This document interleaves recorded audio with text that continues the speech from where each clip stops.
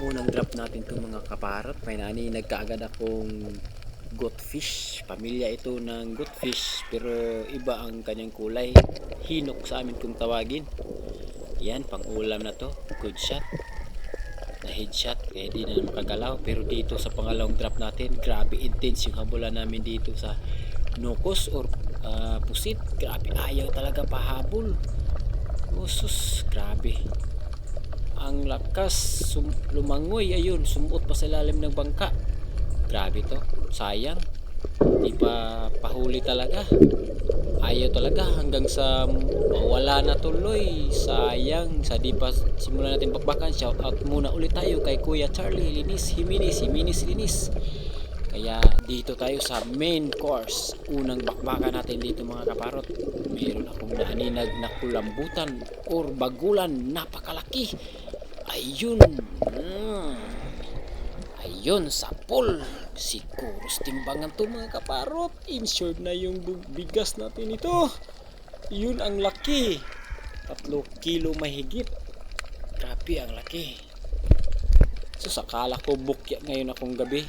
Pero sa pangalawang drop natin mga kaparot, bigla akong may nakita. Kaya biningkiran ko na. Ayun, nagtago. Puntahan natin. Sus, ano kayang isda ito? Malaki din yun. Ayun, bagulan ulit. Kulambutan. Ang sarap mong pagtingnan. Ang sarap mong tingnan. Sapol ulit. Pangalawang kulambutan or bagulan. Siguro to. Ito mga kaparot. Dito ako nabilib. Grabe.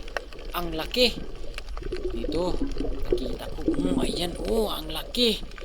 Ayoko sanang tirahin muna kasi ayaw nang gumalaw. Laki. 4 na kilo to mga kaparot. Grabe. Ang laki talaga. Ayan. Sus. Grabe ang laki. Lalaki to for sure. Laki mga kaparot. Liit na ng kamay ko. Grabe. Di ako makapaniwala. Pangatong bagulan natin to mga kaparot. Pero dito ako bilib mga kaparot. Sa pang-4 na bagulan. Grabe. Intense yung habulan. Tingnan nyo. Masakit na yung mata ko nito. Dahil sa kakahabol. Tsaka pag-blink. Kasi mailap.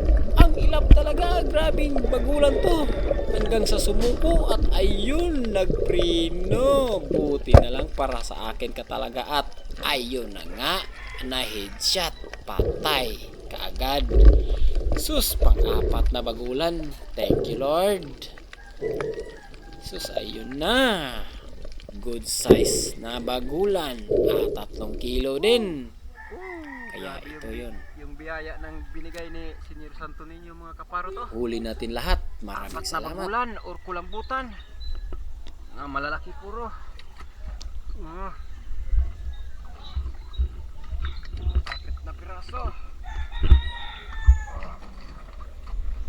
Wow, nice.